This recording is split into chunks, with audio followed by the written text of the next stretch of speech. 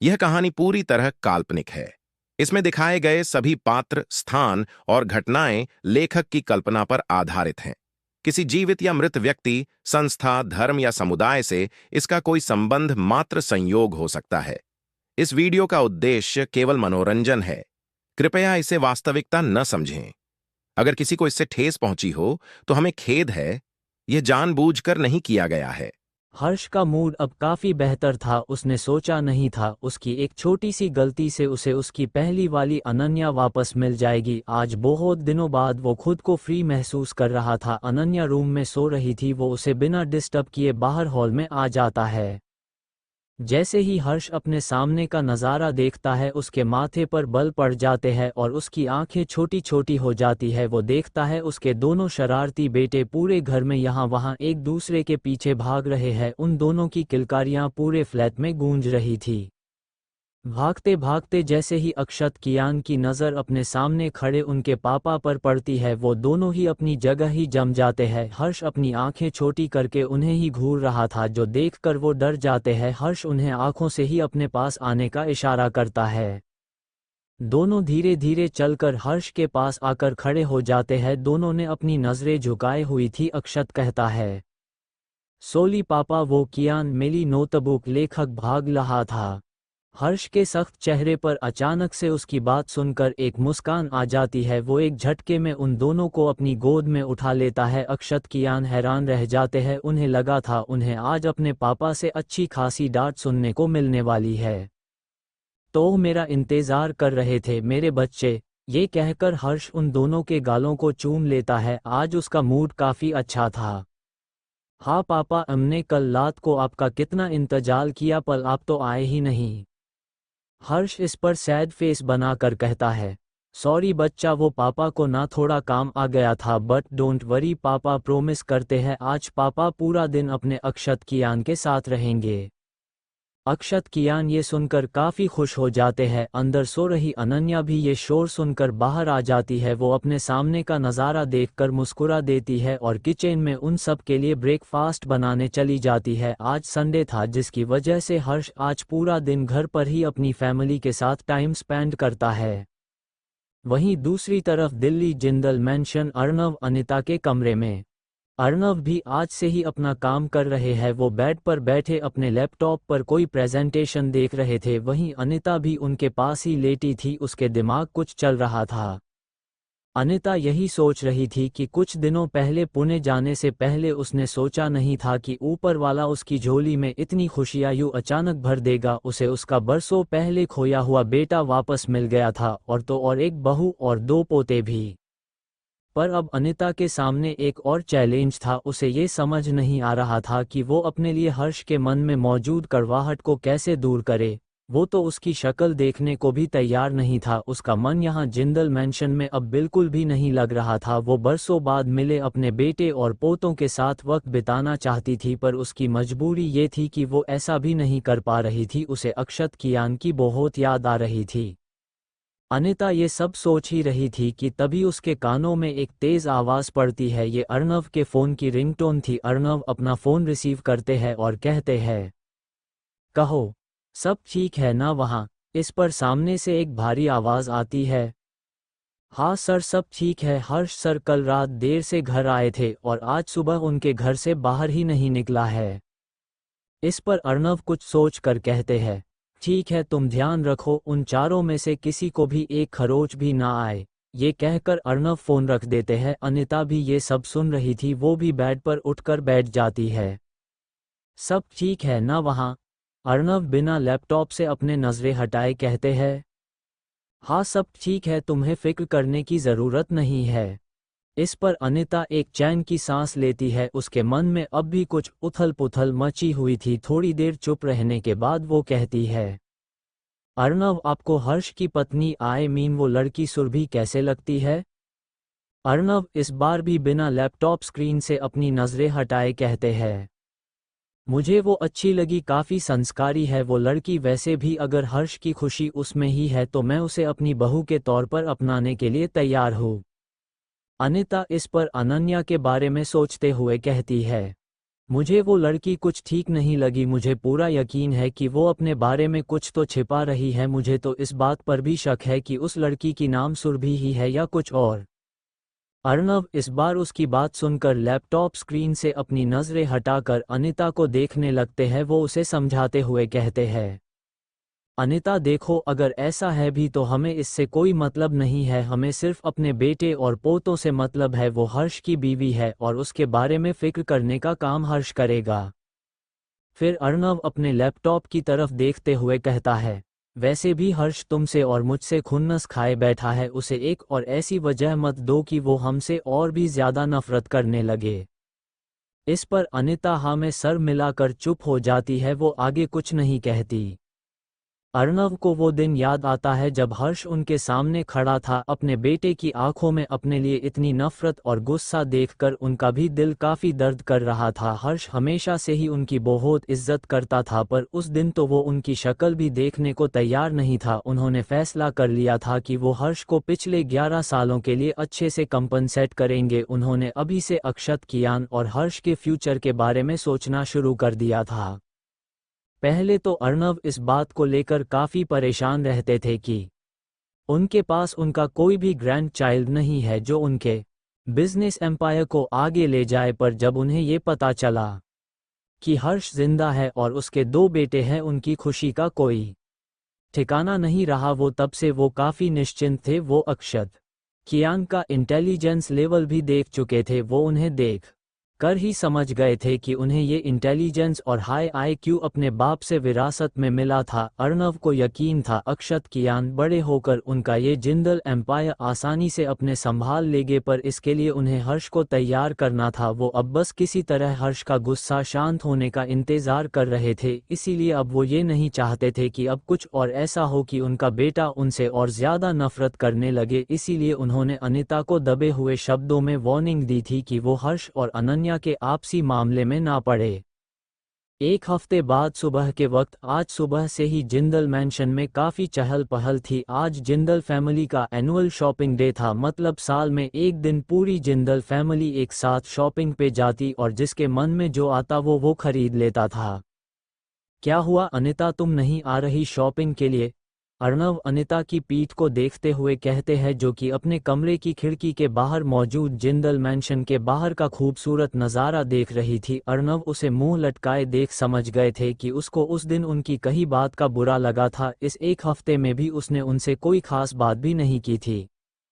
अनिता उनकी आवाज़ सुनकर पीछे मुड़ जाती है और अपनी खाली आंखों से उन्हें देखते हुए कहती है, नहीं अर्णव, मेरा मन नहीं है, और वैसे भी ये शॉपिंग वॉपिंग मेरे बस की बात नहीं है। मैं थक जाती हूँ और बोर भी हो जाती हूँ। अर्णव इस पर अनिता के चेहरे को ध्यान से देखने लगते हैं। नाराज हो अनिता? अनिता उनकी बात सुनकर ना में सर मिलाते हुए एक जबरदस्ती की मुस्कान के साथ कहते हैं, नहीं अर्णव, ऐसी कोई बात नहीं है। आप सही कह रहे थे, मुझे उन दोनों की लाइफ में इंटरफेयर नहीं करना चाहिए। वो दोनों जवान है, समझदार है और अपने फैसले खुद ले सकते हैं। एंड डोंट वरी, मैंने सुरभि को अपनी बहू के तौर पर एक्सेप्ट कर लिया है। इस पर अर्णव एक गहरी सांस लेते हैं। वो उसके कंधे पर हाथ रखकर कहते हैं, चलो अब जल्दी से तैयार हो जाओ, हम सब आज शॉपिंग पर चलेंगे। अनिता इस पर कुछ बोलने ही वाली थी कि अर्णव उसे आंख दिखाकर चुप करा देते हैं। अगले ही पल अनिता भी मुस्कुरा देती है और हाँ में अपना सर हाँ मिला देती है। वो जानती थी वो अर्णव को ज्यादा देर तक मना नहीं कर पाएगी। थोड़ी देर बाद आलीशान और महंगी महंगी गाड़ियों का एक बड़ा सा काफिला जिंदल मैंशन से बाहर निकल जाता है और लगभग 1 घंटे बाद शहर के बीचों बीच एक बड़े से लग्जरियस मॉल के बाहर आकर रुक जाता है। जिंदल फैमिली के सारे लोग एक एक करके गाड़ियों से बाहर आते हैं। सब एक्साइटेड होते हुए अंदर जा ही रहे होते हैं कि सबको अर्णव की एक ऊंची आवाज रोक लेती है।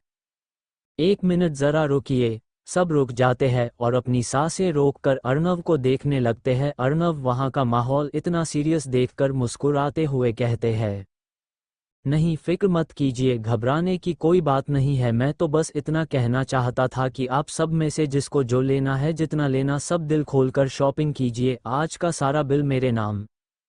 अर्णव की बात सुनकर सब खुश हो जाते हैं। दरअसल अर्णव हर्ष के जिंदा होने की खुशी में और अपने और अनिता के दादा दादी बनने की खुशी में सबको ट्रीट देना चाहते थे, पर सेफ्टी कंसर्न के चलते उन्होंने अभी तक किसी को कुछ नहीं बताया। हर्ष और उसकी फैमिली के बारे में अभी भी सिर्फ उन्हें शिवी, अनिता और रौनक को ही पता था। रौनक भी अर्णव का ही पुराना वफादार था, उसने भी अर्णव के कहने पर ये किसी को नहीं बताया। वही वरुण जिंदल अर्णव की बात सुनकर हंसते हुए कहते हैं, अरे भाई साहब, ये ट्रीट किस खुशी में?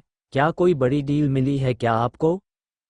इस पर अर्णव मुस्कुराते हुए मन ही मन अक्षत, कियान और हर्ष को याद करने लगते हैं। वो खोए हुए अंदाज में कहते हैं, हाँ डील तो मिली है मुझे, एक ऐसी डील मिली है जो मेरे लिए इस दुनिया की सारी दौलत से भी ज्यादा कीमती है।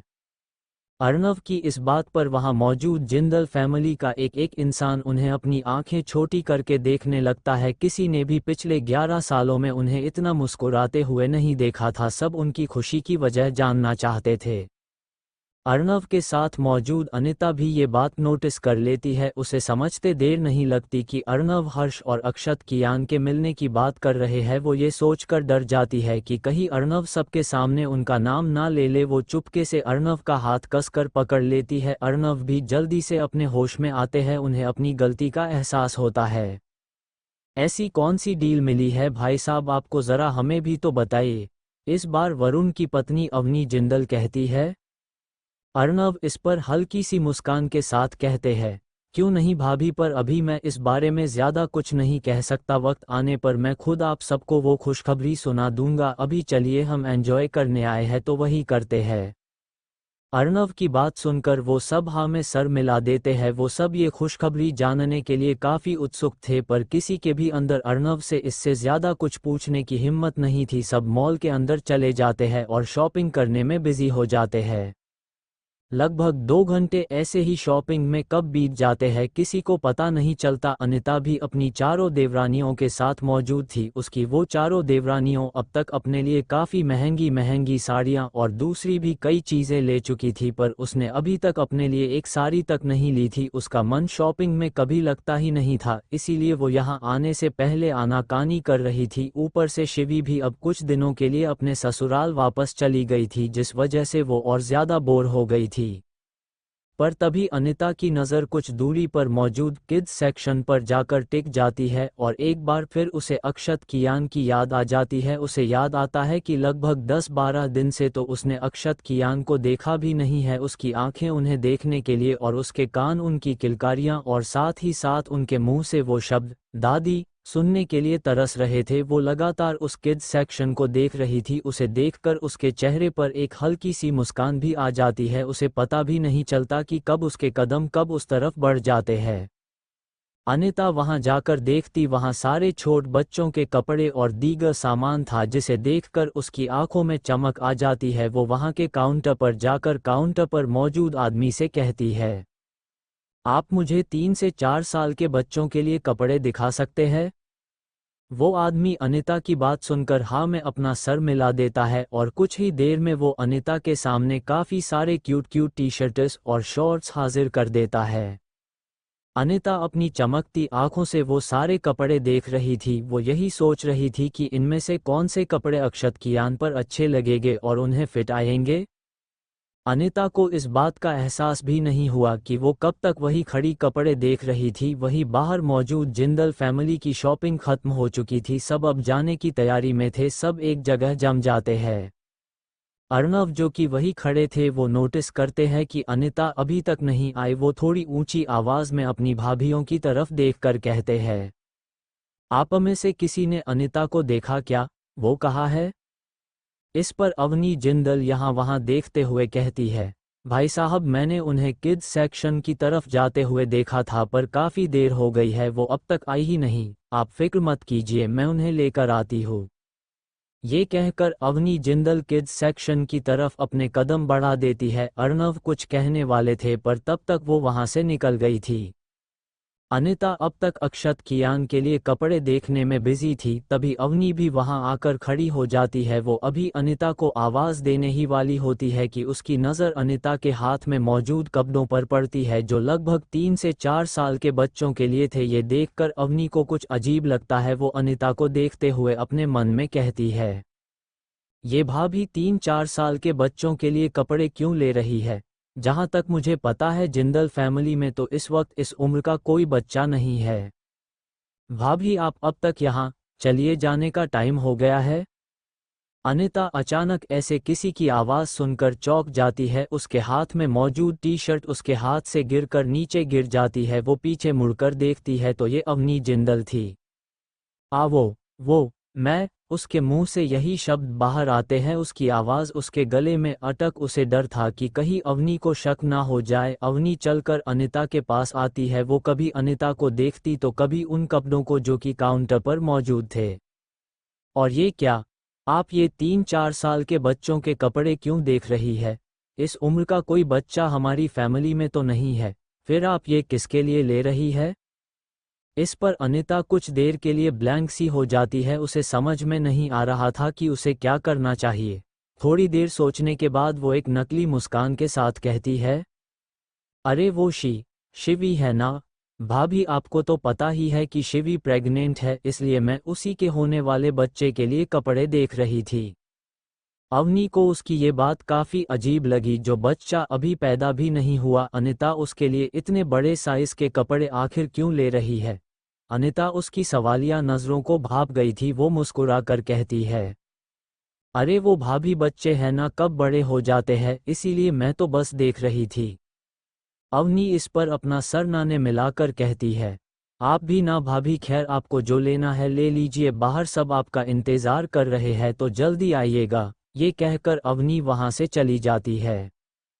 उसके जाने के बाद अनिता एक लंबी राहत की सांस लेती है। वो जल्दी से जो कपड़े उसे पसंद आए थे वो और सामान उस काउंटर पर खड़े लड़के को पैक करने के लिए कहती है। वहीं दूसरी तरफ पुणे में हर्ष के घर में भी आज कुछ ऐसा ही माहौल था। अक्षत कियान हॉल में बैठे अपना होमवर्क कर रहे थे। हर्ष उनके सामने बैठा न्यूज़पेपर पढ़ रहा था। आज संडे होने की वजह से वो घर में ही था। तभी हर्ष की नज़र किचन में काम कर रही अनन्या पर जाती है। हर्ष अक्षत कियान को एक नज़र देखकर किचन में अनन्या के पास चला जाता है। वो जाकर अनन्या को पीछे से हग कर लेता है। अनन्या चौंक जाती है। वो धीमी आवाज में कहती है, हर्ष ये क्या कर रहे हो आप? अक्षत कियान देख लेंगे। पर हर्ष को उसकी इस बात से कोई फर्क नहीं पड़ता। वो कभी अनन्या की नेक पर किस करता तो कभी उसके गालों पर, जिससे अनन्या से हट जाती। वहीं हॉल में बैठे अक्षत कियान अपने मम्मा पापा के इस रोमांस से अनजान थे। वो देखते हैं उसके पापा किचन में गए हैं और बाहर आने के नाम ही नहीं ले रहे हैं। कियान अक्षत के कानों में फुसफुसा कर कहता है, बाय, तू बात कल ना पापा छे। अक्षत इस पर उसे एक नज़र देखकर फिर उससे नज़रें हटाकर अपना होमवर्क करते हुए कहता है, नहीं नहीं, मैं कुछ नहीं कहने वाला पापा, दातेगे। इस पर कियान चिढ़ते हुए कहता है, अथा टिक है पापा, छे बात मैं कलता हूँ, तू बस मेरे साथ चल। अक्षत भी इस बारे में कुछ सोचकर अपना होमवर्क करना बंद कर देता है और दोनों भाई किचन की तरफ पापा पापा करते चले जाते हैं। हर्ष और अनन्या जो कि रोमांस करने में बिजी थे, वो उनकी आवाज़ सुनकर एकदम से चौंक जाते हैं और जल्दी से एक दूसरे से अलग हो जाते हैं। अनन्या अपने कपड़े ठीक करने लगती है, वही हर्ष भी एक टमाटर उठाकर उससे खेलने लगता है। वो दोनों ऐसा प्रिटेंड कर रहे थे जैसे वो बस वहाँ खड़े थे, कुछ कर नहीं रहे थे। अक्षत कियान वहाँ आकर खड़े हो जाते हैं। हर्ष उन्हें देखते हुए थोड़ा चिढ़कर कहता है, क्या हुआ तुम दोनों को? होमवर्क हो गया क्या तुम्हारा? इस पर वो दोनों हाँ में सर मिला देते हैं। तो हर्ष कहता है, तो यहाँ क्यों आए, जाओ जाकर खेलो। इस पर अक्षत कियान एक नज़र एक दूसरे को देखते हैं। कियान अपनी मासूम आवाज में कहता है, पापा आज संडे है और हमारी छुट्टी भी है, तो आप हमें कहीं घुमाने ले जाओ ना प्लीज। हर्ष अभी कुछ कहने ही वाल होता है कि अनन्या भी कियान को बात में हाँ मिलाकर कहती है, हाँ हर्ष ये दोनों सही कह रहे हैं, आप कितने दिनों से हमें कहीं लेकर ही नहीं गए, चलिए ना प्लीज। हर्ष को भी उसका ये आइडिया सही लगता है। उसे याद था कि जब अनन्या उससे नाराज थी तब घर में कितना तनाव का माहौल बन गया था। वो भी मुस्कुराते हुए हाँ में सर मिलाकर कहता है, ठीक है, जाओ तुम इन दिनों को तैयार कर दो, आज मैं तुम लोगों को अच्छे से पूरा शहर घुमा दूंगा। उसकी बात सुनकर अक्षत कियान खुश हो जाते हैं। अनन्या उन्हें लेकर तैयार करने के लिए चली जाती है। हर्ष अपनी इस प्यारी सी फैमिली को लेकर पुणे शहर घूमने के लिए निकल जाता है। आज उसने भी मन ही मन डिसाइड कर लिया था, आज वो एक दिन के अपने सारे दुख दर्द और टेंशन भुलाकर अपने इन 3 जिगर के टुकड़ों के साथ एंजॉय करेगा। हर्ष उन तीनों को लेकर पहले एक एम्यूजमेंट पार्क लेकर चला जाता है। अक्षत और कियान काफ़ी एंजॉय करते हैं। हालांकि कम उम्र का होने की वजह से उन्हें ज़्यादा बड़ी राइड्स में बैठने को नहीं दिया गया था, पर तब भी एंजॉय तो उन्होंने खूब किया। अनन्या और हर्ष पूरे समय उन्हें ही देख रहे थे। उस एम्यूजमेंट पार्क में उन्हें दोपहर हो जाती है। हर्ष उन तीनों को लेकर वही मौजूद रेस्टोरेंट में खाना खाने ले जाता है। इन सब में कब शाम हो गई इन चारों को पता भी नहीं चला। शाम का वक्त हो चुका था, सूरज अब कुछ ही देर में ढलने वाला था। हर्ष अपनी इस फैमिली को अपनी कार में लेकर घर वापस जा रहा था, तभी चलते चलते अचानक गाड़ी की बैक सीट पर अपने भाई अक्षत के साथ बैठे कियान की नज़र बाहर मौजूद नज़ारे पर पड़ती है और वो तेज़ आवाज़ में चिल्लाने लगता है, पापा पापा स्टॉप स्टॉप प्लीज़। हर्ष अचानक उसकी तेज़ आवाज़ सुनकर गाड़ी रोक देता है। क्या हुआ कियान, तुम ठीक तो हो? ऐसे गाड़ी रोकने को क्यों कहा? हर्ष थोड़ा चिढ़ते हुए कहता है। कियान खुश होकर बाहर का नज़ारा देखते हुए कहता है, पापा वो देखिए ना, कितना ब्यूटीफुल बीच है, तले ना हम वहाँ जाते हैं, हम लोग पानी में एंजॉय करेंगे। हर्ष और अनन्या की नज़र एक साथ उनकी गाड़ी से कुछ दूरी पर मौजूद बीच पर पड़ती है। कियान के साथ साथ अब अनन्या और अक्षत भी इतना सुंदर बीच अपने सामने देखकर एक्साइटेड हो जाते हैं, पर हर्ष का वहां जाने का बिल्कुल मन नहीं था। वो कड़क आवाज में कहता है, कियान अक्षत अब बस बहुत हुआ आज के लिए, तुम दोनों ऑलरेडी काफ़ी घूम चुके हो, चलो अब घर, कल स्कूल भी तो जाना है ना। अक्षत और कियान का अपने पापा की बात सुनकर मुंह लटक जाता है। अनन्या भी ये सब देख रही थी, उससे कभी अपने बेटों की उदासी देखी नहीं जाती थी। वो हर्ष का एक हाथ पकड़ लेती है। हर्ष इस पर उसे देखने लगता है तो वो आंखों ही आंखों में उससे रिक्वेस्ट करते हुए कहती है, चलिए ना हर्ष, मेरा भी बहुत मन है बीच घूमने का, थोड़ी देर में वापस आ जाएंगे, वैसे भी कौन सा हम वहाँ घर बसाने के लिए जा रहे हैं। अनन्या की बात सुनकर हर्ष एक लंबी सांस लेता है। वो मुंह बनाकर कार को बीच एरिया के अंदर ले जाते हुए अनन्या से कहता है, तुम ना इन दोनों के साथ रह रह कर खुद भी बच्ची बनती जा रही हो। अनन्या इस पर बस हर्ष को देखते हुए मुस्कुरा देती है। उस बीच पर आज संडे होने की वजह से अच्छी खासी भीड़ मौजूद थी। अक्षत और कियान दोनों गाड़ी से उतरकर उन बड़ी बड़ी लहरों की तरफ भागने लगते हैं। हर्ष उनको यूं भागते देख सख्त आवाज में कहता है, अक्षत कियान बस यही से खेलो जितना खेलना है, समझे, ज्यादा आगे जाने की जरूरत नहीं है। अक्षत और कियान के कदम अपने पापा की डांट सुनकर जम जाते हैं। फिर वो दोनों वहीं पे पानी की उन छोटी छोटी लहरों के साथ खेलने लगते हैं। हर्ष अनन्या कुछ दूरी पर खड़े मुस्कुराते हुए ये खूबसूरत नज़ारा देख रहे थे। अनन्या ने अपने दोनों हाथ हर्ष के बाजू में लपेटे हुए थे और अपना सर उसके कंधे पर टिकाया हुआ था। उसके चेहरे पर अपने बेटों को इतना खुश देखते हुए एक लंबी सी मुस्कान थी जो जाने का नाम ही नहीं ले रही थी। हर्ष भी कभी उसे देखता तो कभी अक्षत कियान को। पिछले कुछ दिन से चल रहे तनाव के बाद आज जाकर कहीं उसकी फैमिली इतना खुश थी। अनन्या हर्ष के कंधे पर सर टिकाए उस लंबी मुस्कान को बरकरार रखकर अक्षत कियान को देखते हुए कहती है, हर्ष आपको पता है, मैं जब आपसे पहली बार मिली थी तब तो मैंने सोचा भी नहीं था कि एक वक्त ऐसा भी आएगा जब हमारी खुद की कभी एक फैमिली होगी। हर्ष भी उसकी हाँ में हाँ मिला देता है। वो भी जब अनन्या से पहली बार मिला था तब उसने भी ऐसा कुछ सोचा नहीं था। अनन्या आगे कहती है, देखिए ना, अब हमारे बच्चे बड़े हो रहे हैं, कल जाकर ये भी अपनी लाइफ में आगे बढ़ेंगे और बड़े और कामयाब आदमी बन जाएंगे। फिर देखना, हम जल्दी से इनकी शादियां करवा देंगे, फिर इनके भी बच्चे होंगे, हम दोनों दादा दादी बन जाएंगे। हर्ष उसकी बात सुनकर थोड़ा चौंक जाता है। वो ये देखकर हैरान था कि अनन्या इतना आगे की सोच रही है। वो अनन्या को एक नज़र देखकर कहता है, तो तुम बूढ़ी हो जाओगी बीवी, पर कोई बात नहीं, मैं तब भी तुमसे इतना ही प्यार करूंगा, यहाँ तक कि अगर तुम्हारे सर के सारे बाल सफ़ेद हो जाए तब भी। ये कहकर हर्ष हंस देता है। अनन्या उसकी बात सुनकर नकली गुस्सा दिखाते हुए कहती है, आप ना बहुत बुरे हो, मैं जा रही हूँ अपने अक्षत और कियान के पास। ये कहकर अनन्या उसका हाथ छोड़कर जहां अक्षत कियान खेल रहे थे वहां जाकर उनके साथ खेलने लगती है। हर्ष लगातार मुस्कुराते हुए उन तीनों को ही देख रहा था। उन तीनों के किलकारियां उकसे दिल को काफी सुकून दे रही थी। हर्ष को अभी इस बात का अंदाजा नहीं था कि एक तूफान उसकी और उसकी इस फैमिली की ओर तेजी से बढ़ रहा है।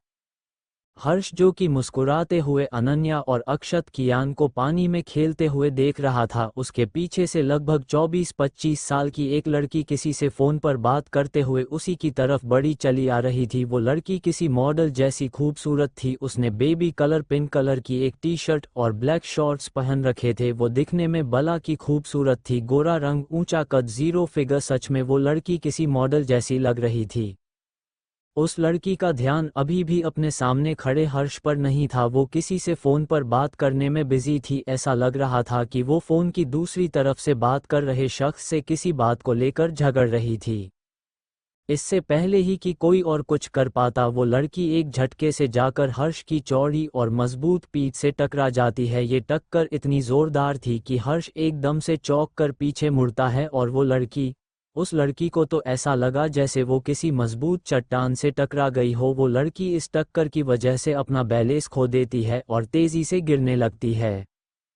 हर्ष जैसे ही पीछे मुड़कर देखता है वो चौंक जाता है। वो लड़की जो उससे अभी अभी टकराई थी, वो उसका धक्का लगने की वजह से गिरने ही वाली होती है कि हर्ष बिना कुछ सोचे समझे तेजी से उसकी कमर में हाथ डालकर उसे थाम लेता है।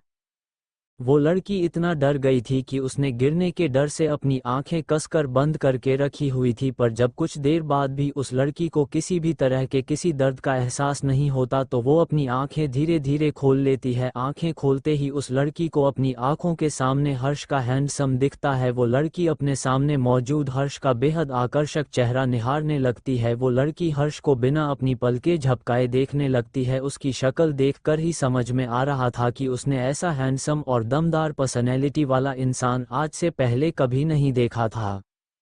वहीं अनन्या, जो कि अब तक अक्षत कियान के साथ पानी में खेल रही थी, या फिर ये भी कहा जा सकता है कि हर्ष को इग्नोर करने के लिए खेलने की एक्टिंग कर रही थी, उससे अब और रहा नहीं जाता है और वो पीछे मुड़कर हर्ष की तरफ देख ही लेती है। जैसे ही अनन्या अपने सामने का वो नज़ारा देखती रह जाती है, उसकी आंखें बड़ी बड़ी हो जाती है और वो अपने दांत पीस लेती है। उसने ऐसा कोई नज़ारा देखना बिल्कुल भी एक्सपेक्ट नहीं किया था। अपने पति की बाहों में ऐसे किसी और को देखकर उसके तो मानो उसके पूरे तन बदन में आग लग गई हो। हर्ष को भी ध्यान आता है कि उसने कब से उस अनजान लड़की को अपनी बाहों में थाम रखा है। वो एकदम से उस लड़की को सीधा खड़ा करता है। उस लड़की का दिल इस वक्त काफ़ी ज़ोरों से धड़क रहा था। हर्ष और वो लड़की कुछ देर तक एक दूसरे को बिना पलके झपकाए देखने लगते हैं। ना तो वो लड़की कुछ कह रही थी, ना तो हर्ष। अनन्या ये सब देख रही थी। इससे पहले कि कोई और कुछ कहता या करता, अनन्या लपक कर हर्ष के पास चली जाती है और उसका एक हाथ कसकर अपने दोनों हाथों में पकड़ लेती है। हर्ष उसकी इस हरकत पर थोड़ा चौंक जाता है। वो लड़की जिसका ध्यान अब तक पूरी तरह से हर्ष पर था, उसकी नज़र अनन्या पर पड़ती है। वो अनन्या को घूर कर देखती है। वो एकटक अनन्या के उन हाथों को देख रही थी जिससे उसने हर्ष की बाजू पकड़ी हुई थी। अनन्या भी उस लड़की को देख रही थी। ना जाने क्यों, पर अनन्या को वो लड़की कुछ ठीक नहीं लग रही थी। वो हर्ष को देखते हुए कहती है, आप यहाँ हैं? चलिए, आपके बेटे आपका कब से इंतज़ार कर रहे हैं, चलिए और चलकर उनके साथ खेलिए। ये कहकर अनन्या हर्ष का हाथ पकड़कर उसे वहां से ले जाती है। उनके जाने के बाद वो लड़की, जिसकी आंखें अब तक तो बिल्कुल शांत थी, वो एकदम से डार्क और खतरनाक हो जाती है। वो अनन्या को ऐसे देख रही थी मानो वो अपने सबसे बड़े दुश्मन को देख रही हो। अनन्या के उलट हर्ष के लिए उसकी आंखों में कुछ अलग सा ही था। वो अनन्या को इग्नोर करते हुए बस हर्ष को देखने लगती है, जो अपने दोनों बेटों और अनन्या के साथ पानी में खेल रहा था। तभी उस लड़की के पास उसी की उम्र की दो और लड़कियां आ जाती है जो शायद उसकी दोस्त थी। वो दोनों लड़कियां अपनी दोस्त को यूं मुस्कुराता देख काफ़ी हैरान थी, शायद उन दोनों को इसकी आदत नहीं थी। वो दोनों उसकी नज़र का पीछा करती है तो वो और भी हैरान रह जाती है। उनकी दोस्त एक लड़के को देखकर मुस्कुरा रही थी। उनमें से एक लड़की उस लड़की के कंधे पर हाथ रख कर कहती है, क्या हुआ, तुम यहाँ क्यों खड़ी हो? फिर वो लड़की हर्ष को देखते हुए अपनी दोस्त से कहती है, और तुम ये उस आदमी को देखकर क्यों मुस्करा रही हो? इस पर वो लड़की अपने दिल पर हाथ रख कर कहती है, कुछ नहीं, बस ऐसा लगा कि आज जाकर किसी असली मर्द को देखा। पर तभी उस लड़की की दूसरी दोस्त हर्ष अनन्या और अक्षत कियान को देखते हुए कहती है, अरे पर तुम्हें दिख नहीं रहा, शायद वो इंसान शादीशुदा है और ये देखो उसके 2 बच्चे भी है। इस पर उस लड़की की नज़रें हर्ष और उसकी उस फैमिली पर टिक जाती है। वो देख रही थी कैसे हर्ष ने अनन्या को मनाने के लिए उसे अपनी बाहों में कस रखा था, जिसे देखकर उस लड़की की आंखें सुर्ख लाल हो जाती है, जो किसी भी जीते जागते इंसान की रूह कंपाने के लिए काफ़ी है। वो एक नज़र हर्ष और अनन्या पर डालकर वहां से जाते हुए अपनी दोनों दोस्तों से उनकी तरफ बिना देखे बेहद ही खतरनाक और कड़क आवाज़ में कहती है, मुझे इस फैमिली की सारी इन्फॉर्मेशन 1 हफ्ते के अंदर ही अंदर चाहिए। ये कहकर वो लड़की वहां से चली जाती है। उसका ऑरा काफ़ी डोमिनेंट था। उसके जाने के बाद उसकी दोनों दोस्त अपना माथा पीट लेती है। उनकी दोस्त ने ज़िंदगी में पहली बार किसी लड़के में इंटरेस्ट लिया था, पर प्रॉब्लम ये थी कि वो एक शादीशुदा इंसान था। वो उसे समझाना तो चाहते थे, पर वो दोनों अपनी इस खतरनाक दोस्त के हुक्म के खिलाफ भी नहीं जा सकते थे, वरना वो उनका सर धड़ से अलग करवा देती। वो चुपके से अनन्या और हर्ष की फ़ोटो लेकर वहाँ से निकल जाते हैं। थोड़ी देर बाद हर्ष भी अपनी फैमिली को लेकर वहां से निकल जाता है।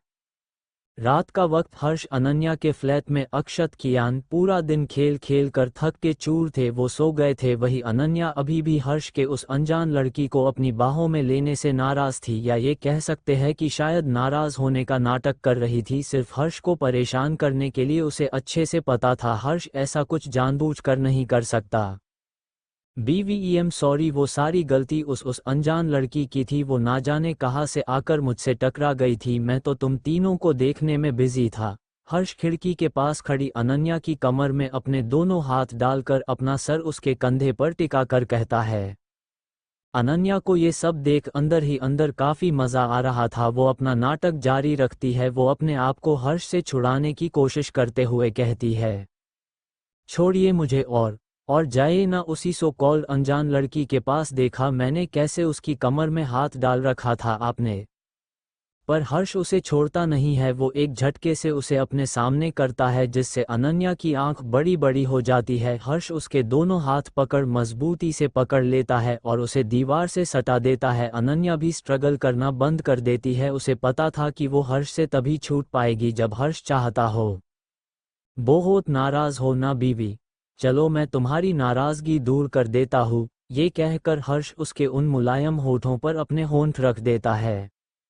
ऐसे ही कुछ और दिन बीत जाते हैं। अब दिल्ली में मौजूद अनिता अपने आप को और रोक नहीं पाती। उसे हर्ष और अक्षत कियान की काफ़ी याद आ रही थी। वो पहले अर्नव से इजाज़त लेती है और फिर सुबह सुबह ही जिंदल मैंशन से कुछ बहाना करके निकल जाती है। कुछ घंटों के सफ़र के बाद वो पुणे पहुंच जाती है। उसके साथ रौनक भी था। रौनक उसे लेकर सनशाइन अपार्टमेंट तक आ जाता है। रौनक के हाथ में कुछ कैरी बैग्स मौजूद थे। रौनक भी ऊपर आ रहा था कि अनिता उसके हाथों से कैरी बैग्स लेकर कहती है, इसकी कोई ज़रूरत नहीं है रौनक, मैं चली जाऊंगी, तुम किसी होटल जाकर आराम करो, जब मेरा हो जाएगा तब मैं तुम्हें फ़ोन कर दूंगी। इस पर रौनक भी हाँ में सर मिलाकर वहां से निकल जाता है। वहीं हर्ष अनन्या के फ्लैट में दोपहर का वक्त होने की वजह से हर्ष अभी घर पर मौजूद नहीं था और अनन्या अक्षत कियान को स्कूल से ले आई थी और वो उन दोनों को इस वक्त खाना खिला रही थी। तभी फ्लैट का दरवाज़ा नॉक होता है। अनन्या जाकर दरवाज़ा खोलती है तो एक पल के लिए चौंक जाती है, पर फिर खुद को संभालते हुए कहती है, आंटी आप। अनिता उसका ऐसा रिएक्शन देखकर अंदर ही अंदर थोड़ा इरिटेट हो जाती है। दिल्ली से पुणे तक के इस लंबे चौड़े सफ़र ने उसे काफ़ी थका दिया था, फिर भी उसे अर्नव की बात अच्छे से याद थी। अर्नव ने उसे हर्ष की वाइफ यानी अनन्या से कुछ ना कहने के लिए कहा था। वो एक नकली हंसी के साथ कहती है, हाँ, मैं तुम सबसे मिलने आई हूँ, काफी दिन हो गए थे ना। अनिता घर के अंदर झांकने की कोशिश करते हुए कहती है। अक्षत कियान घर में तो है ना? अनन्या भी उसकी टोन में इरिटेशन साफ साफ महसूस कर सकती थी। उसे अपनी गलती का एहसास होता है। सामने खड़ी ये औरत उसकी सास थी। वो जल्दी से दरवाज़ा खोलकर अनिता को अंदर आने का इशारा करते हुए कहती है। हाँ आइए ना अक्षत कियान, यही है। अनिता की नज़र जैसे ही अक्षत कियान पर पड़ती है, उसके थकान से भरे चेहरे पर भी एक फ्रेशनेस आ जाते है। वो अंदर आकर देखती है अक्षत कियान दोनों बैठकर कोई कार्टून मूवी देख रहे थे। तभी उन दोनों की नज़र भी अनिता पर पड़ जाती है, तो वो दोनों भी वो मूवी देखना छोड़ भागकर अनिता के पास आ जाते हैं। दादी दादी आप आ गई, आप कहाँ तली गई थी? कियान मुस्कुरा कर कहता है। अनिता हाँ में सर मिलाते हुए उन कैरी बैग्स को वहां मौजूद सोफे पर रख देती है, फिर धीरे से अपने घुटनों के बल बैठ जाती है। अनिता उन दोनों से मुस्कुरा कर कहती है। हाँ दादी आ गई। सॉरी दादी को एक इम्पोर्टेंट काम था जिस वजह से दादी आ नहीं पा रही थी अक्षत कियान के पास। अनन्या उन तीनों को ऐसे बातें करते देख काफी खुश थी। उसे ये देखकर अच्छा लगा कि अक्षत कियान को उनके मम्मा पापा के अलावा भी किसी और रिलेटिव का प्यार भी मिल रहा है। वो मुस्कुराते हुए उनके पास आकर कहती है। आंटी आप इनसे बात करिए, तब तक मैं आपके लिए कुछ लेकर आती हूँ। ये कहकर अनन्या वहां से जाने लगती है तो अनिता उससे कहती है। हर्ष कहाँ है? उसे आने में कितना वक्त लगेगा? इस पर अनन्या अनिता को देखकर कहती है। वो काम पर गए हैं और उन्हें आने में शाम हो जाएगी। ये कहकर अनन्या वहां से चली जाती है। वही उसके जाने के बाद अनिता अक्षत कियान को अपनी गोद में लेकर सोफे पर बैठ जाती है। वो उस फ्लैट को काफी गौर से देख रही थी। फ्लैट छोटा था पर अच्छे से मेंटेन किया हुआ था, पर अनिता को ये देखकर तब भी बुरा ही लग रहा था कि हर्ष अपनी फैमिली के साथ इतने छोटे से 1 BHK फ्लैट में रहता है। उसने सोच लिया था कि आज हर्ष के आने के बाद वो उसे दिल्ली वापस चलने की बात जरूर करेगी। इसके बाद वो अक्षत कियान से बातें करने में बिजी हो जाती है। वहीं दूसरी तरफ मुंबई में रायजादा एम्पायर नाम की एक बड़ी से आलीशान 30 मंजिला बिल्डिंग, वहां के टॉप फ्लोर पर बने एक होटल स्वीट जैसे सीईओ केबिन में एक लड़की जिसने एक लंबी सी स्कर्ट और फॉर्मल सूट पहन रखा था, अपनी सीईओ चेयर पर बैठी काफी फोकस के साथ अपने लैपटॉप पर अपना काम कर रही थी। उस लड़की का ऑरा इतना सर्द था कि उसे दूर से देखने पर भी सबके पसीने छूट जाए। उसके चेहरे पर कोई भी एक्सप्रेशन नहीं था। तभी उसके केबिन का दरवाज़ा नॉक होता है। दो और उसी की उम्र की दो और लड़कियां फॉर्मल कपड़ों में आकर उसके सामने अपना सर झुका लेती है। उन दोनों के हाथों में कुछ डॉक्यूमेंट्स थी।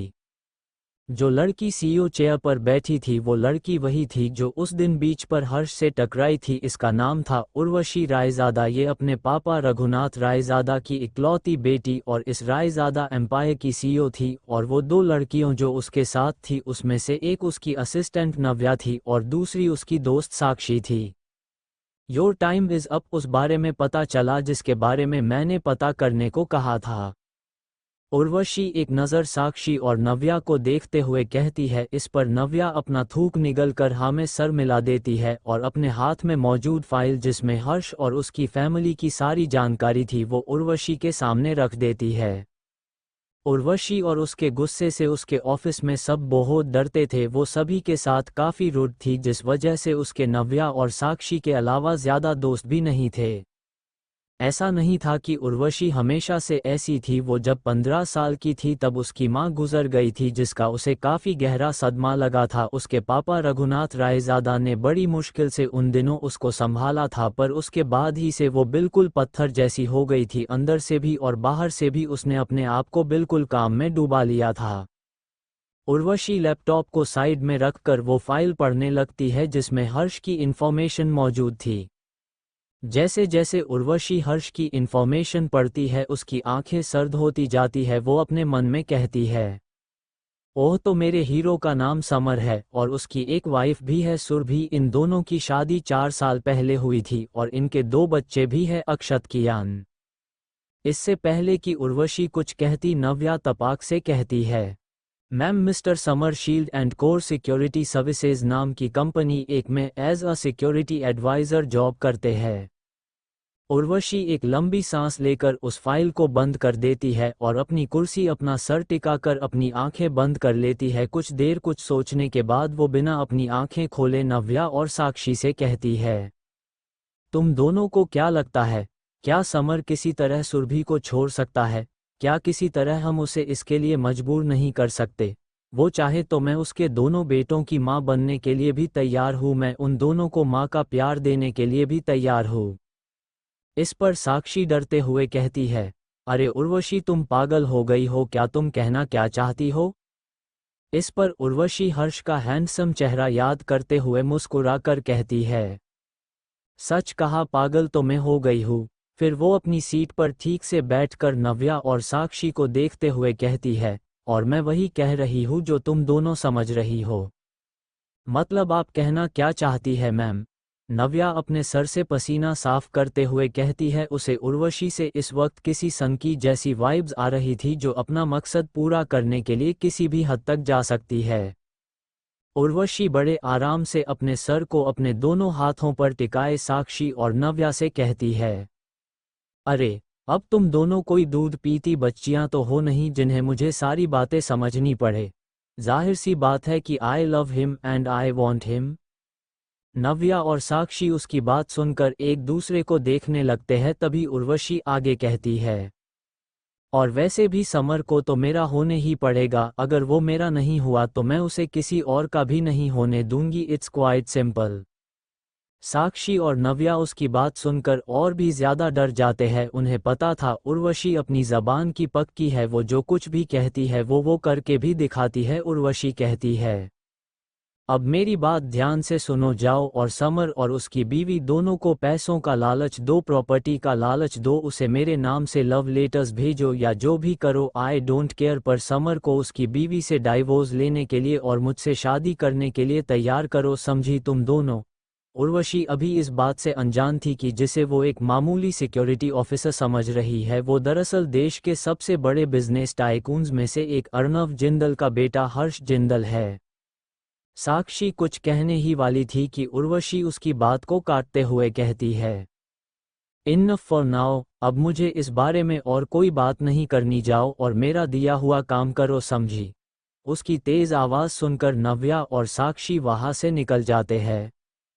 केबिन से बाहर आने के बाद नव्या साक्षी से कहती है, साक्षी यार, हम तो पूरा फंस गए, इस पुणे ट्रिप ने तो हमें मरवा दिया। अगर रघुनाथ अंकल को पता चल गया कि उनकी बेटी एक शादीशुदा आदमी और वो भी जो 2 बच्चों का बाप है उसके प्यार में पड़ गई है तो वो क्या करेंगे?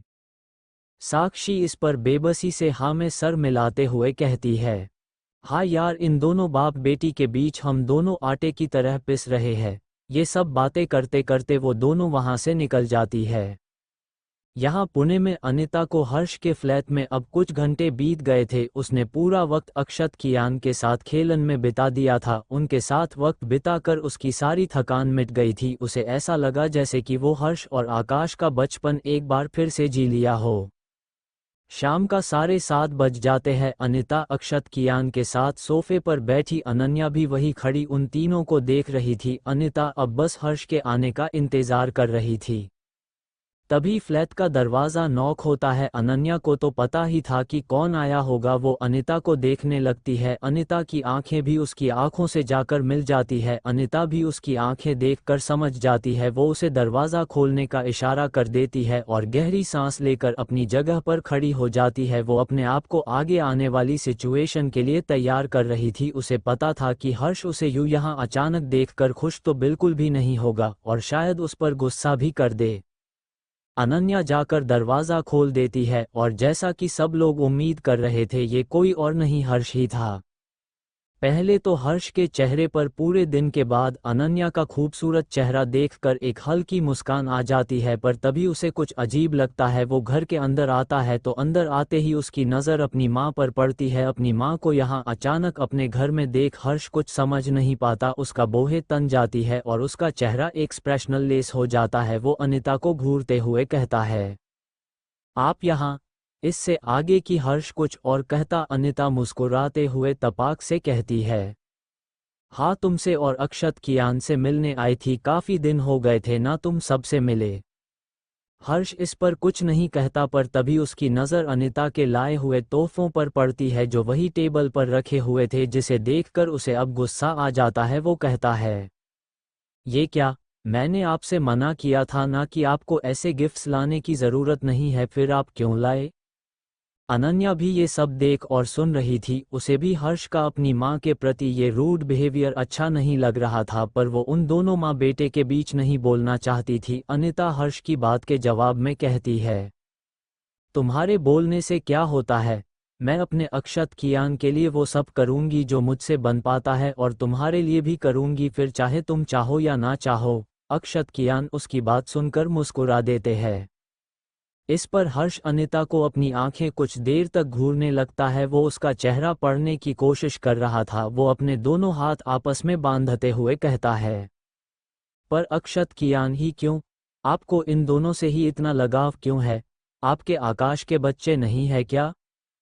अनिता के चेहरे से उसकी बात सुनकर मुस्कान एक सेकंड में गायब हो जाती है। वो धड़ाम से उस सोफे पर वापस से बैठ जाती है। हर्ष ने उसकी दुखती नस पर हाथ रख दिया था। थोड़ी देर तक लंबी लंबी सांसें लेने के बाद वो कहती है, 3 साल पहले आकाश किसी काम से मुंबई आया हुआ था। तभी एक रात किसी अनजान अटैकर ने उस पर जानलेवा हमला कर दिया था। उसने आकाश को जान से तो नहीं मारा, पर हर्ष ने जैसे ही अनिता की बात सुनी, उसे 3 साल पहले की वो रात याद आ गई। वो हमला आकाश पर उसी ने किया था। वो अनिता को देखते हुए कहता है, पर क्या हुआ उसे? अनिता एक लंबी सांस लेकर कहती है, उस हादसे में आकाश को एक काफ़ी इंटरनल चोट आई थी। तुम्हारे भाई ने अपने बाप बनने की क्षमता गंवा दी थी। ये कहते हुए अनिता की आंखें नम पड़ जाती है, जबकि उसकी बात सुनकर हर्ष जम सा जाता है। अनिता भारी गले से आगे कहती है, उस वक्त मुझे और तुम्हारे पापा हम दोनों को लगा था कि हमें अब कभी दादा दादी बनने का सुख नहीं मिल पाएगा, क्योंकि आकाश अब कभी बाप नहीं बन सकता था, और तुम्हारे बारे में तो हमें पता भी नहीं था। अनिता अपने आंसू पोंछकर अपनी जगह से उठकर आगे कहती है, पर जब मुझे पता चला कि तुम जिंदा हो और तुम्हारे 2 बच्चे भी हैं, तो हम दोनों की तो खुशी का कोई ठिकाना ही नहीं रहा। अनिता अपनी आंखें पोंछते हुए कहती है, सालों बाद जाकर हमें इतनी बड़ी खुशी मिली थी, और तुम कह रहे हो कि मैं और तुम्हारे पापा तुम्हारे और अक्षत कियान के लिए कुछ ना करे। आखिर इतनी बड़ी सज़ा क्यों दे रहे हो तुम हमें? हर्ष अनिता की बात अब अच्छे से समझ जाता है। उसे समझ में आ जाता है कि उसकी माँ अनिता और उसके पापा अर्णव इतने सालों से किस ट्रॉमा से गुजर रहे थे। थोड़ी देर चुप रहने के बाद वो अनिता से अपनी नज़रें हटाकर सख्त आवाज़ में कहता है, ठीक है, मैं आपको अक्षत कियान से मिलने से नहीं रोकता, पर आपको इस बात का ख्याल रखना होगा कि इनके बारे में जिंदल मैंशन में किसी को पता ना चले, क्योंकि पिछली बार बात सिर्फ मेरी थी, इसीलिए मैंने कुछ नहीं किया था, पर बात जब मेरी फैमिली की आएगी तो ये तो मुझे भी नहीं पता कि मैं क्या करूँगा। ये तीनों मुझे अपनी जान से भी ज़्यादा प्यारे हैं। ये कहकर हर्ष तेजी से बेडरूम में चला जाता है। अनिता उसे जाता हुआ देख एक ठंडी सांस लेती है। छोटे से अक्षत कियान भी ये सब देख रहे थे। उन्हें उन बड़े लोगों की बातें ज़्यादा कुछ समझ तो नहीं आ रही थी, पर वो दोनों अब तक ये तो समझ गए थे कि उनके पापा और दादी के बीच चीज़ें बिल्कुल भी ठीक नहीं है। उन्हें भी अपने पापा का दादी से ऐसे बात करना पसंद तो नहीं आ रहा था, पर अपने पापा को कुछ कहने की हिम्मत उन दोनों में नहीं थी। अक्षत कियान एक साथ अपने नन्हे नन्हे हाथों से अनिता की साड़ी खींचने लगते हैं, जिससे अनिता का ध्यान उन दोनों की तरफ चला जाता है। वो अपनी मन की उदासी को उन दोनों से छिपाते हुए एक नकली मुस्कान के साथ अपने घुटनों के बल उनके सामने बैठ जाती है। अक्षत काफ़ी धीमी आवाज़ में फुसफुसाते हुए कहता है, दादी, आप पापा की बात का बुरा मत मानो। कियान भी अपने भाई की बात में उसका साथ देते हुए कहता है, हाँ दादी, वो सिर्फ दिखते खलूच है, पर दिल के बहुत अच्छे हैं।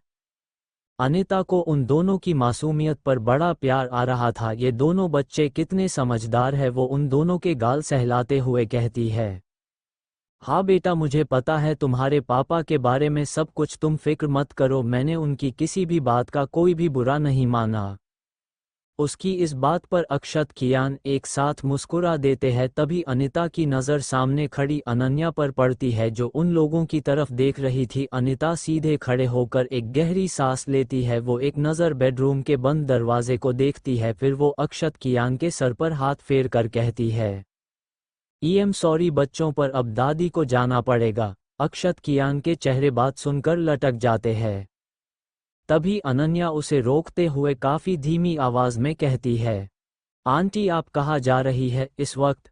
इस पर अनिता के कदम रुक जाते हैं। वो बिना पीछे पलटे कहती है, मुझे लगता है जिस काम के लिए मैं आई थी वो काम अब हो चुका है, और वैसे भी मेरा यहाँ रुकना हर्ष को पसंद नहीं आएगा। ये कहकर अगले ही पल अनिता उनके फ्लैट से निकल जाती है। कुछ देर बाद हर्ष अनन्या बेड पर लेटे थे। वैसे तो कमरे में अंधेरा था, पर अनन्या महसूस कर सकती थी कि हर्ष कुछ परेशान है। वो हर्ष के सीने पर जाकर अपना सर टिका देती है। हर्ष भी बिना कुछ कहे उसके सर के बाल सहलाने लगता है। अनन्या उसके सीने पर अपने हाथ फेर रही थी। वो उसे रिलैक्स करने की कोशिश कर रही थी। हर्ष के दिमाग में यही चल रहा था कि आखिर ऐसा कैसे हो सकता है कि उसके हमला करने के बाद आकाश के बाप बनने की एबिलिटी ही चली गई। उसे आज भी याद था कि उसने आकाश पर वैसा कोई हमला तो किया ही नहीं था। वैसे तो उसे इस बात से ज्यादा फर्क नहीं पड़ता था। आकाश ने उसके साथ जो किया उसके सामने तो ये कुछ भी नहीं था। उस दिन उसने आकाश की जान बख्श दी, वही बड़ी बात थी। पर तब भी ना चाहते हुए भी उसका ध्यान बार बार इसी तरफ जा रहा था। अनन्या हर्ष के चेहरे को एक नज़र देखकर कहती है, आप अपने मॉम डैड को आकाश की सच्चाई बता क्यों नहीं देते? हर्ष इस पर अनन्या को देखने लगता है, फिर उसके कान पर प्यार से चूमते हुए कहता है, इसकी कोई ज़रूरत नहीं है उन्हें। उनके बेटे का अलसी चेहरा ज़रा खुद ही देख लेने दो, और वैसे भी तुम्हारे लिए यही बेहतर होगा कि तुम इन सब पर ध्यान ना दो। अनन्या उसकी बात सुनकर अपनी गलती का एहसास हुआ। उसे उनके इंटरनल मैटर में नहीं बोलना चाहिए था। फिर आगे कुछ नहीं कहती और उसके चौड़े से सीने में अपना छोटा सा सर छिपा लेती है। हर्ष को लगा शायद अनन्या को उसकी बात का बुरा लगा है। हर्ष एक लंबी सांस लेकर अनन्या का चेहरा अपने हाथों में थाम लेता है और काफी सिडक्टिव टोन में कहता है, क्या हुआ? क्या मेरे तीसरे बच्चे को बुरा लगा? इस पर अनन्या बस ना में अपना सर मिला देती है। हर्ष देखता है अनन्या उससे नजरें चुरा रही है। अब हर्ष को अपनी कही हुई बात पर गुस्सा आ रहा था।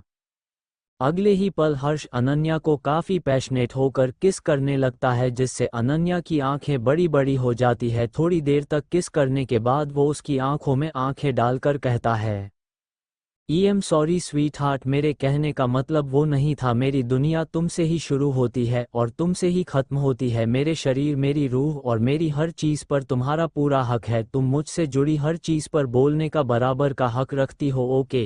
ये कहकर हर्ष अनन्या का माथा चूम लेता है। उसके कहे एक एक शब्द में हो गहराई थी, वो सीधा अनन्या के दिल तक पहुंच रही थी। दोनों ऐसे ही कब नींद की आगोश में चले जाते हैं, दोनों को पता भी नहीं चलता।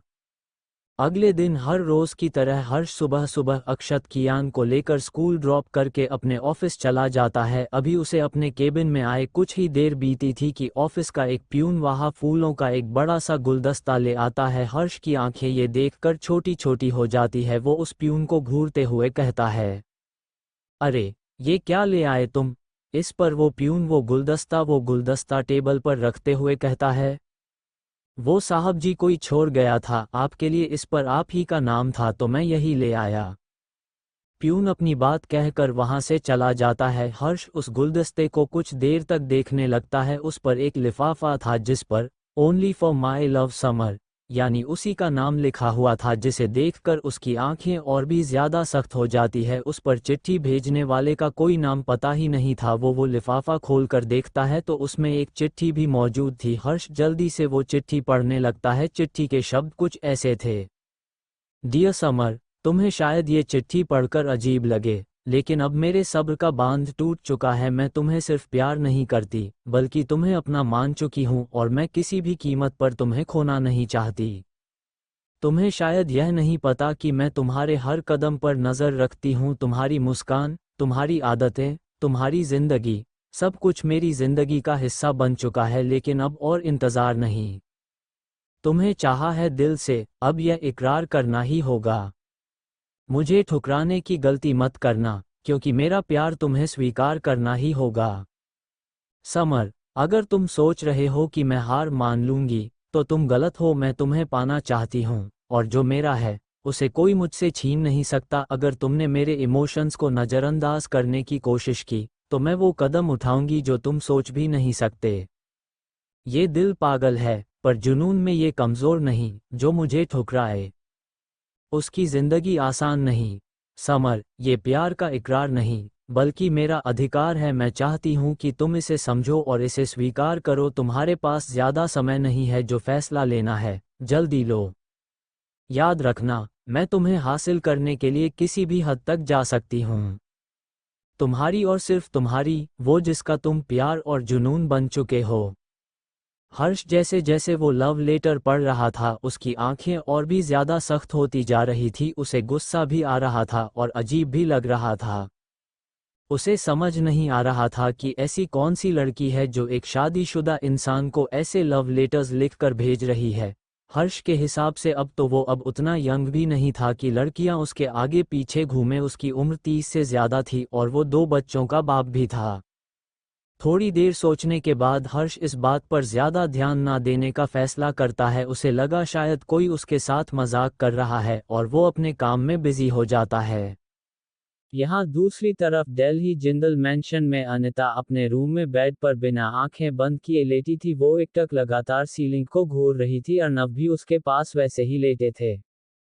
अनिता कल देर रात को ही पुणे से यहाँ दिल्ली पहुँच गई थी, पर कल रात उसके चेहरे पर थकान देखकर अर्नव ने उससे वहाँ क्या हुआ इस बारे में कुछ पूछना सही नहीं समझा था। अर्नव एक नज़र अपने पास लेटी अनिता को देखते हैं, फिर उससे नज़रें हटाकर सीलिंग की तरफ देखकर कहते हैं, अनिता तुम ठीक हो ना?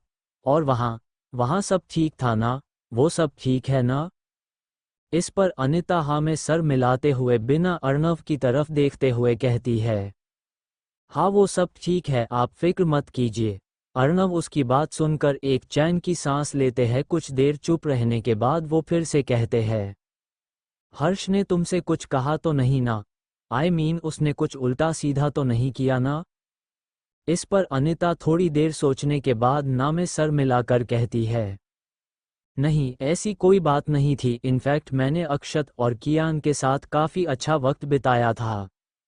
ये कहकर अनिता हल्का सा मुस्करा देती है। अर्नव को भी ये सुनकर अच्छा लगता है। अर्नव अनिता को देखते हुए कहते हैं, हर्ष ने दिल्ली वापस आने के बारे में कुछ कहा?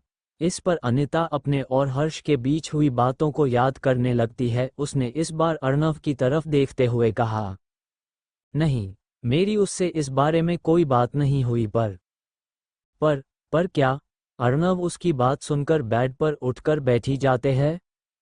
अनिता भी उठकर बैठ जाती है। अर्नव अनिता के कंधे पर हाथ रखकर कहते हैं, पर क्या? उसने कुछ कहा इस बारे में? अनिता अर्नव की आंखों में देख रही थी। उनकी आंखों में खुशी, फिक्र और एक्साइटमेंट सब कुछ थे। वो उन्हें शांत करते हुए कहती है, नहीं, उसने इस बारे में कुछ नहीं कहा, पर उसकी बातों से मुझे नहीं लगा कि वो अब कभी जिंदल मैंशन वापस आना चाहता है।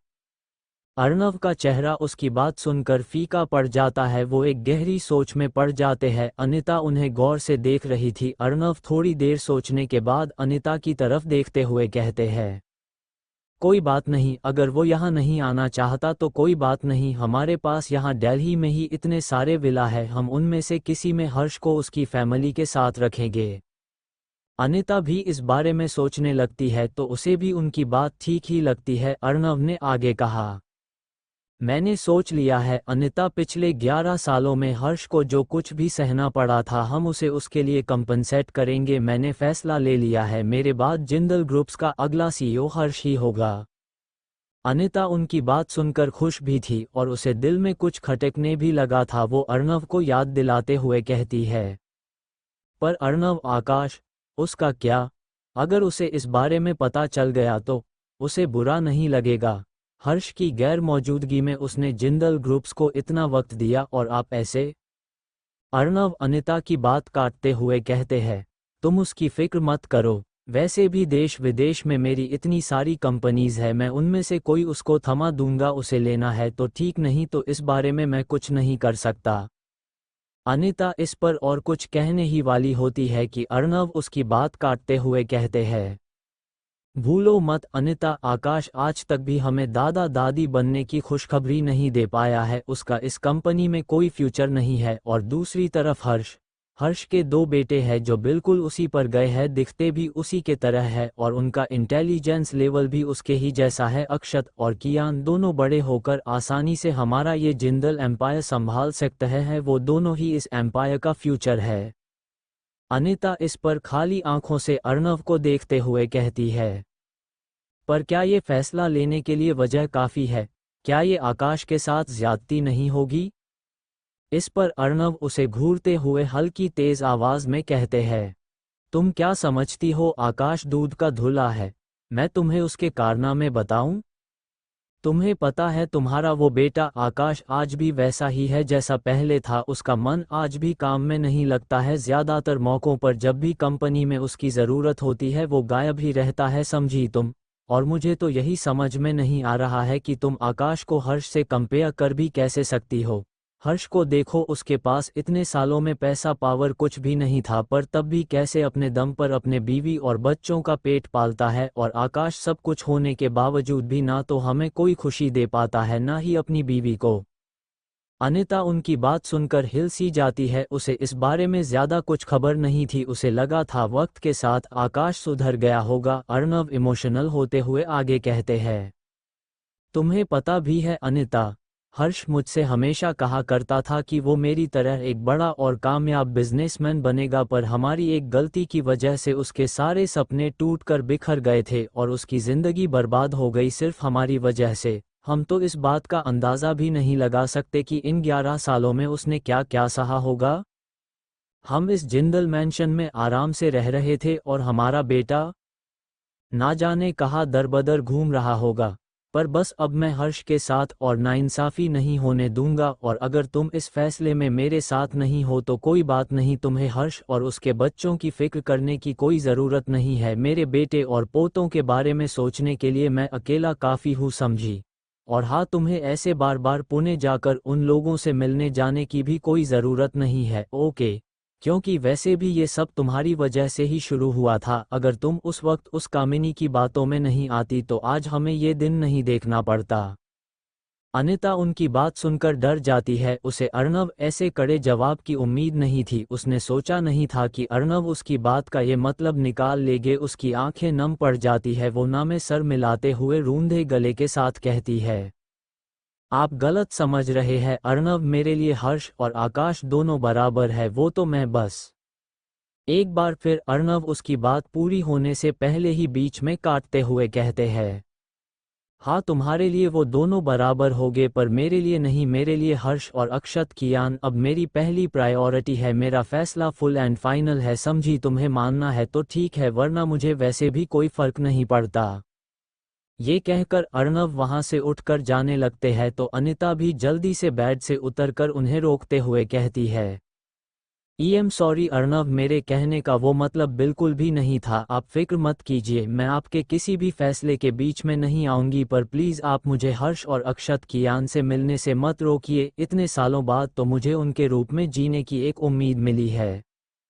ये कहकर अनिता अपनी साड़ी के पल्लू से अपना मुंह दबाकर रोने लगती है। अर्णव उसकी तरफ बिना देखे कहते हैं, मुझे तुमसे यही उम्मीद थी। ये कहकर अर्णव वहां से चले जाते हैं। धीरे धीरे ऐसे ही कुछ महीने बीत जाते हैं और ये सिलसिला ऐसे ही चलता रहा। अनिता इसी तरह अक्सर अक्षत कियान और हर्ष से मिलने के दिल्ली से पुणे आया जाया करती थी। इस बीच उसने हर्ष के सामने कई बार दिल्ली वापस आने की बात भी छेड़ी, पर हर्ष ने उसकी किसी भी बात पर ध्यान नहीं दिया था। उसके लिए उसका आना जाना या वहां रहना ना रहना एक सम्मान था। एक दो बार अर्णव भी उससे मिलकर गए थे, पर उनकी बातों का भी उस पर कोई असर नहीं हुआ था।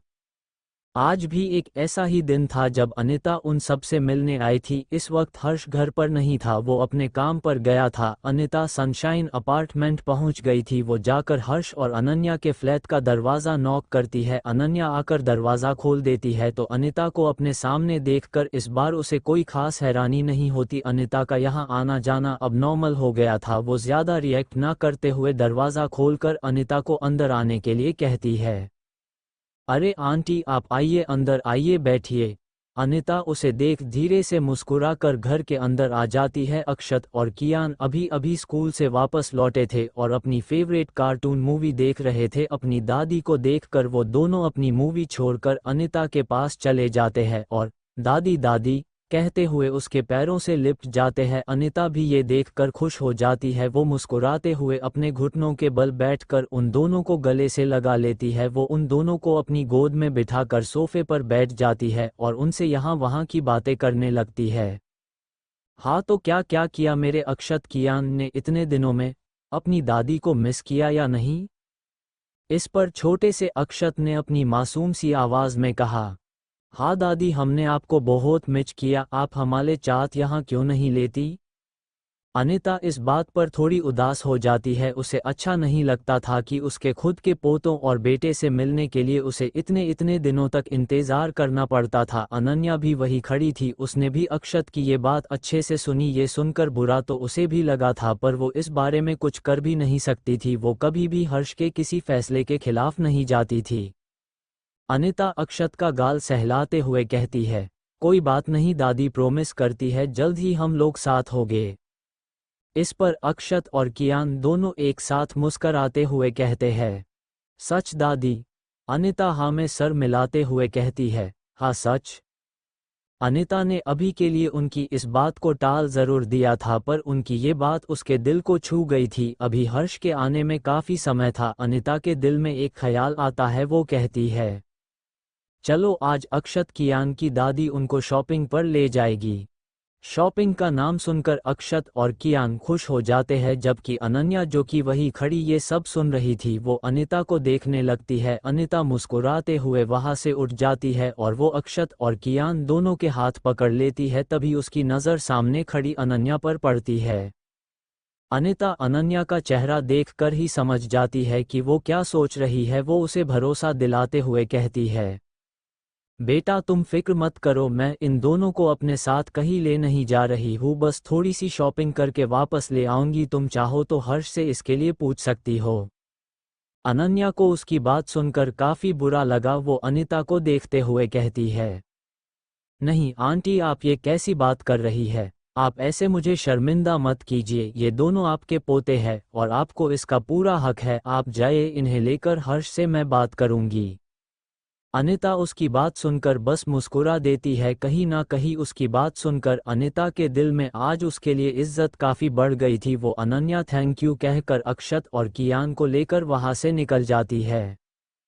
थोड़ी देर बाद अनिता उन दोनों को लेकर सनशाइन अपार्टमेंट से कुछ दूरी पर बने एक मॉल में ले आती है। अक्षत और कियान मॉल में आते ही एक टॉय स्टोर में घुस जाते हैं। अनिता भी मुस्कुराते हुए उन्हीं के साथ चल रही थी। अक्षत और कियान ने शायद पहली बार अपनी जिंदगी में इतने महंगे महंगे खिलौने देखे थे। हर्ष की कम सैलरी और घर के खर्चों के चक्कर में हर्ष कभी उन्हें ऐसी किसी जगह पर ले जा भी नहीं पाया था। जो बात अनिता अच्छे से जानती थी, वो अक्षत और कियान के सर पर हाथ फेर कर कहती है, अक्षत, कियान, आप दोनों को जो भी पसंद हो आप बेझिझक ले लो। ओक।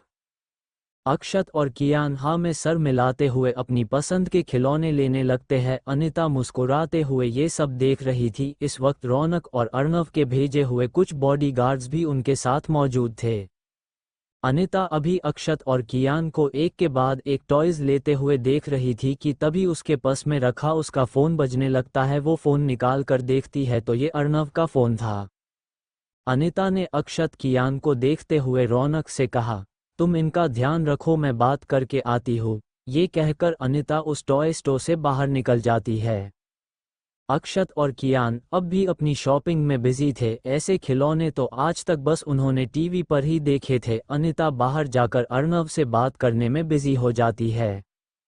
अक्षत और कियान इतने अच्छे अच्छे ब्रांडेड खिलौने देखकर थोड़े ज़्यादा एक्साइटेड थे। तभी कियान के छोटे छोटे हाथों में जो एक रिमोट कंट्रोल कार थी, कब मस्ती मस्ती में उसके हाथों से नीचे गिर जाती उसे पता भी नहीं चलता। वो कार नीचे गिर जाती है जिससे एक तेज़ आवाज़ उस पूरे टॉय स्टोर में गूंज जाती है, जिसे सुनकर वहाँ की एक फीमेल स्टाफ वहाँ आ जाती है।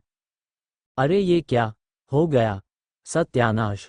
अक्षत और कियान उस फीमेल स्टाफ को देखकर और उसकी तेज आवाज को सुनकर डर जाते हैं। वो अक्षत और कियान को ऊपर से नीचे तक घूरती है। दिखने में तो वो दोनों काफी खूबसूरत थे और दोनों के चेहरों पर तेज भी बहुत था, पर दोनों के कपड़ों से ऐसा नहीं लग रहा था कि दोनों किसी बड़े बाप की औलाद है। जो देखकर वो फीमेल स्टाफ उन दोनों पर भड़क जाती है। वो अपने काम की फ्रस्ट्रेशन निकालते हुए कहती है, ये क्या किया तुम दोनों ने? तुम दोनों को पता भी है ये कार कितनी महंगी है? अरे ये custom made remote control car है जो स्पेशली जर्मनी से मंगवाई गई है। तुम्हारे बाप की औकात भी है ये खरीदने की? उसकी तेज आवाज सुनकर आसपास मौजूद बच्चे और उनके साथ आए उनके माँ बाप भी ये तमाशा देखने लगते हैं। अक्षत और कियान को अपने पापा के बारे में सुनकर गुस्सा तो काफी आ रहा था, पर इस वक्त वो दोनों काफी डर गए थे। दोनों थे तो आखिर 3-3 साल के बच्चे ही दोनों एक दूसरे का हाथ कसकर पकड़ लेते हैं। उस मॉल का मैनेजर भी ये शोर सुनकर वहां आ जाता है। वो उस फीमेल स्टाफ को देखते हुए कहता है, क्या बात है, तुम इतना भड़क क्यों रही हो, क्या हुआ?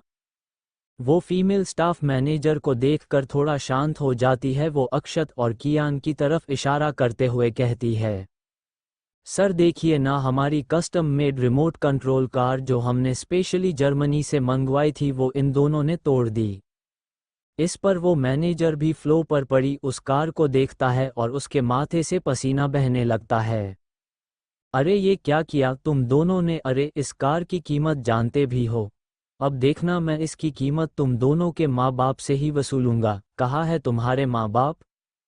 अक्षत और कियान के मुंह में मानो दही जम गया था। दोनों के मुंह से आवाज ही बाहर नहीं आ रही थी। तभी रौनक जो कि किसी से फोन पर बात करने के लिए बाहर गया था वो स्टोर में आ जाता है। वहां हो रहे उस तमाशे को देख वो कुछ समझ नहीं पाता। वो वहां आकर अक्षत और कियान को सवालिया नजरों से देखते हुए कहता है, अक्षत कियान कुछ हुआ क्या? सब ठीक है ना? आप दोनों ठीक हो ना? वो मैनेजर रौनक को देखकर उसे अक्षत और कियान का पापा समझ लेता है। रौनक ने भी इस वक्त काफी नॉर्मल से कपड़े पहने हुए थे। उसे लगा रौनक कोई मामूली सा मिडिल क्लास आदमी है। इससे पहले कि रौनक आगे कुछ कहता, मैनेजर रौनक पर रौब जमाते हुए कहता है, अच्छा तो तुम हो इन दोनों के बाप? तुम्हें पता भी है इन दोनों ने क्या किया? देखना मैं मेरे नुकसान के पैसे तुमसे ही वसूल करूंगा। रौनक इस पर उस मैनेजर को गुस्से से घूरते हुए कहता है, एक्सक्यूज मी, मैं इन दोनों का पापा नहीं हूँ और तुम ना जरा अपनी जबान पर लगाम दो। तुम्हें पता भी है ये किसके बेटे हैं और किसके पोते हैं? मैनेजर पर रौनक की बात का कोई असर नहीं हुआ। वो उस पर चिल्लाते हुए कहता है, अरे मुझे फर्क नहीं पड़ता कि ये किसके बेटे हैं और किसके पोते हैं, मुझे सिर्फ अपने नुकसान की भरपाई चाहिए। मुझे समझ में नहीं आता कि इनके माँ बाप कैसे होंगे जिन्होंने ऐसे शरारती बच्चे पैदा करके छोड़ दिए हैं। बस अगर नहीं संभलते बच्चे तो घर पर क्यों नहीं रखते, और पहली बात ऐसे लोग बच्चे पैदा ही क्यों करते हैं?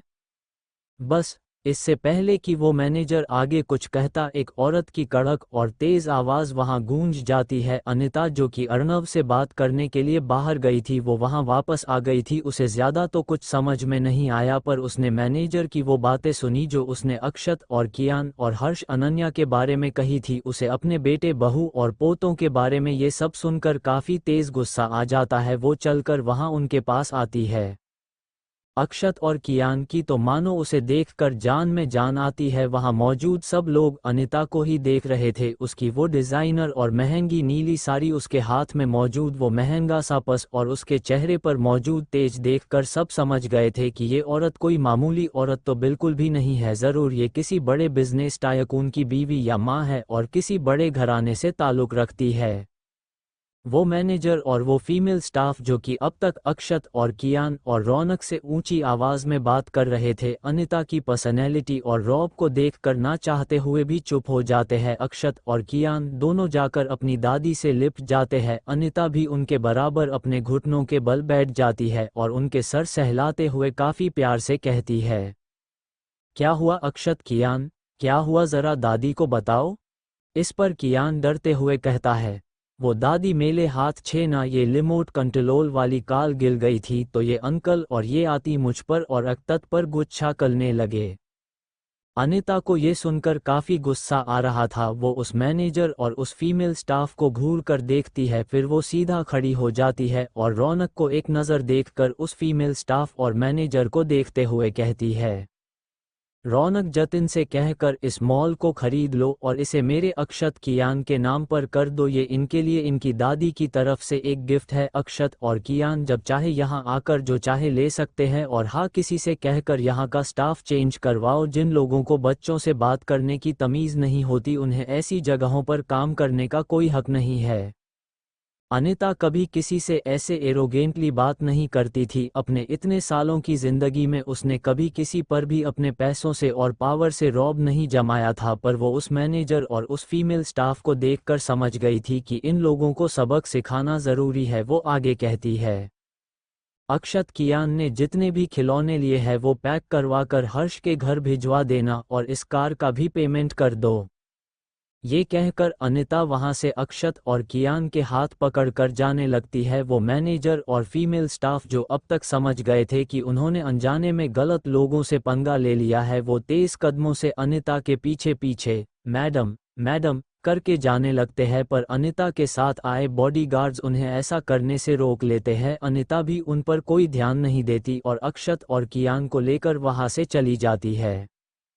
थोड़ी देर बाद अनिता अक्षत और कियान के साथ कार में बैठी हुई थी। उसे अब भी उस मैनेजर और उस फीमेल स्टाफ पर काफ़ी तेज़ गुस्सा आ रहा था। आखिर वो लोग बच्चों के सामने ऐसी बातें कैसे कर सकते थे। वो मानती थी शायद बच्चों से गलती हुई थी, पर इसमें उनकी भी क्या गलती, वो दोनों अभी काफ़ी छोटे थे। तभी अक्षत, जो कि अनिता की गोद में बैठा था, वो अपनी मासूम आवाज़ में कहता है, दादी, क्या आपके पाँच बहुत पेचे है?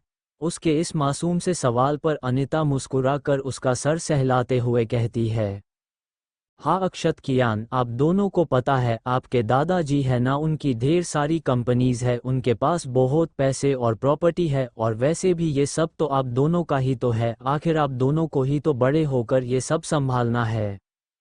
इस पर अक्षत और कियान नासमझी में एक दूसरे को देखने लगते हैं। उन्हें उसकी पूरी बात तो समझ में नहीं आई, पर उन्हें ये ज़रूर समझ आ गया था कि उनके दादा दादी के पास काफ़ी पैसा और प्रॉपर्टी है। कियान खुश होते हुए कहता है, दादी, तो आप दादू छे कहिए ना कि वो उनमें से किसी कंपनी में पापा को जॉब दे दे और फिर उन्हें ढेर सारी छुट्टियां दे।